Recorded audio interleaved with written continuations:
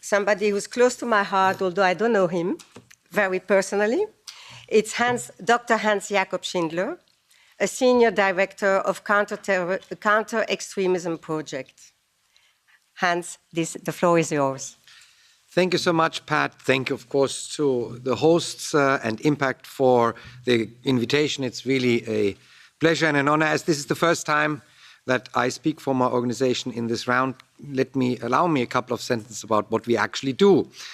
The Counter Extremism Project is a transatlantic, fully privately funded think tank and advocacy organization and works on all forms of ideological violence, i.e. from violent Islamist extremist terrorism, what we're talking about today, all the way along the ideological spectrum to violent right-wing extremism and terrorism. We have our headquarters in New York and our European offices in Berlin and colleagues dotted around Washington, D.C., Madrid, London, Berlin, Munich, and more recently in Auschwitz. We work on individuals and groups and networks that are violent themselves or are connected to violence by promoting, organizing, or financing it, like Samidun is.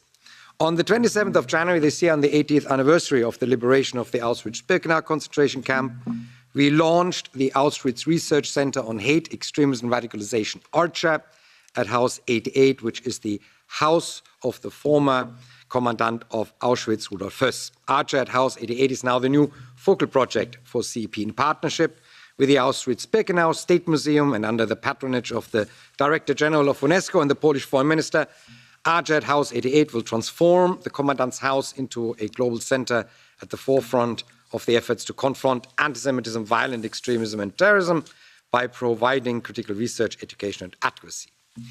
I've been asked by Pat to focus on the situation in Germany and the ban of Samidun in Germany at the end of 2023. And therefore, I will divide my short remarks into three issue areas. A, the role of Samidun as a cross-cutting network that allows various strands of extremists and extremism to cooperate. Secondly, the ban of Samidun in Germany at the end of 2023, including a brief description of what this ban entails and what the function of such administrative measures fulfill in Germany. And third, some reflections on the current function and the questions asked on the conditionality concerning the EU terrorist list. So let me start with Samidun in Germany. Prior to its ban in Germany in November 23, Samidun Germany was primarily operating as a mobilization, propaganda, financial support network with close connections with the PFLP, of course, which was included, the PFLP, in the EU terror lists in 2002. So for quite a few years, it was openly operating. Its activities also involved organizing both offline and online meetings and events, offline demonstrations, and to openly collect donations. Given its connections to the PFLP, after all, one of the founders of Samidun, Khalid Barakat, is reportedly a high-ranking PFLP functionary. The Samidun network in Germany served as a cross-cutting mobilization network that allowed crossover between Islamist extremist and left-wing extremist networks in the country. Although until the ban, German security authorities only identified about 100 active supporters of Samidun in Germany, its ability to mobilize went far beyond this rather small number of hardcore Samidun members and supporters that were identifiable. Since Samidun's propaganda not only denied the existence of Israel and promoted the use of violence, the network was under observation by several domestic intelligence agencies of Germany, the State Office for the Protection of the Constitution of the State of Berlin and of the State of North Rhine-Westphalia, as well as by the Federal Office for the Protection of the Constitution, BFV. In addition, until the official ban in November 2023, German authorities regularly took administrative and legal measures against members of the Samidun network. For example, Khalid Barakat was banned from entering and taking part in an event in Germany in 2019, and in 2020 he was both extradited and banned for 4 years from re-entry into Germany. The function of Samidun as a cross-cutting mobilization and financing network was also highlighted by the fact that several times the left-wing extremist organization Rote Hilfe allowed its bank account to be used to collect money for Samidun activities.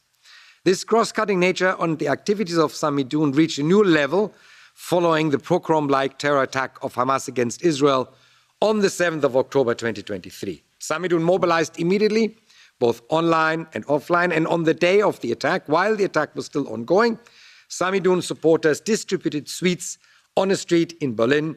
This was documented on the Samidun linked online profiles. In the following weeks until the ban, Samidun was extremely active in organizing large-scale demonstrations, in particular in Berlin and in North Rhine-Westphalia, which also included left-wing extremist networks, in particular from the dogmatic and anti-imperialist part of the extreme left-wing milieu in Germany. During these demonstrations, a significant number of criminal acts were committed, including regular and at times very serious violence against police and open calls for the destruction of Israel. As expected, following the ban and the dissolution of Samidun Germany chapter, including the Palestine Youth Mobilization, Hirak e.V., the activities of the Samidun network in Germany significantly reduced, as did the size and the violence of pro-Palestinian demonstrations. So it not only had an impact on Samidun itself, but also on the broader demonstration picture. This is also the case due to the nature of such administrative bans in Germany, to which I turn now. There are several reasons why administrative bans for organizations are a fairly effective protective tool in Germany. An administrative ban is only used after a fairly prolonged period during which the domestic security agencies, both on the state as well as the federal level, observe the behavior of the respective network and group. This is based on a legal provision that allows these agencies to act if there are serious indications that the group or network in question operates in a systematic and sustained manner to undermine the basic tenets of the German constitution. Rule of law, equality, dignity of human beings, etc. Clearly, by promoting violence and calling for the de facto destruction of the State of Israel, Samidun fell into this category. The group and network in question is officially informed, of course, that it's under observation and can challenge this classification as an extremist organization in German courts. This period of observation gives the group or network an opportunity to change its behavior. Consequently, if this is not happening, and if sufficient evidence has been collected, and once the ban is enacted, although it can be challenged in court as well, such challenges are usually not successful. Such administrative bans also means that all assets, fungible or non-fungible, are seized by the authorities. Administrative bans also extend to the online sphere. Social media accounts are specifically listed, as it is in the case of Samidun, in the banning order, and subsequently have to be closed by the social media platforms, as they're now illegal to maintain in Germany. In addition, the display of symbols also mentioned in the banning order and pictured in the banning order, both offline and online, relating to the banned group or network, is from the time of the banning order an illegal act in Germany punishable by criminal law. In the case of Samidun, one of its key slogans, "From the river to the sea, Palestine will be free," was also included in the banning order.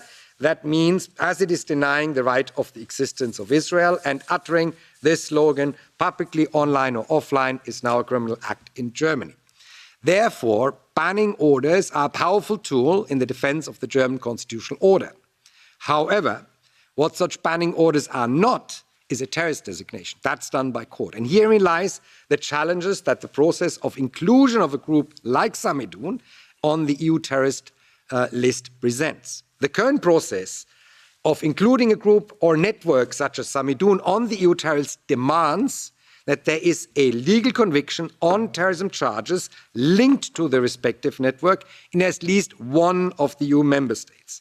It is quite a high bar to take, since the legal provisions that were developed over the last 2 decades in EU member states relating to terrorism, although being formulated agnostically, have very firmly a structure such as Al-Qaida in mind. This presents challenges for legal terrorism classifications in court if the structure of another extremist group or network significantly deviates from this key Al-Qaida structure, structurally, not ideologically. This means regularly violence-oriented extremists, such as actions by the Samidun network, are not classified as terrorist actions during court proceedings in the EU member states. Without such a conviction, however, as I mentioned, an inclusion in the EU terrorist list is structurally, administratively not possible.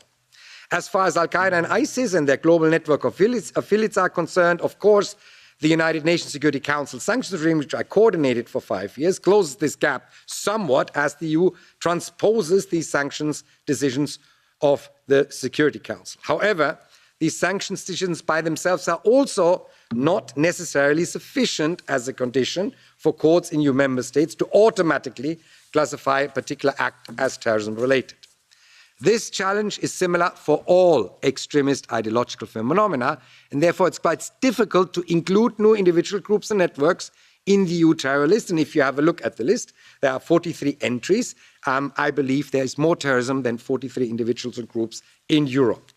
Therefore, in the case of Samidoun, there is currently only one opportunity, and that is to examine how much Samidoun acts as a proxy of the PFLP, which is already included in the EU terror list. If Samidoun could be legally classified as a full proxy of the PFLP in Europe, the chances are higher that courts in EU member states may be able to charge particular offences committed by members of Samidoun as terrorism-related, and therefore enable the inclusion of Samidoun on the EU terrorist list.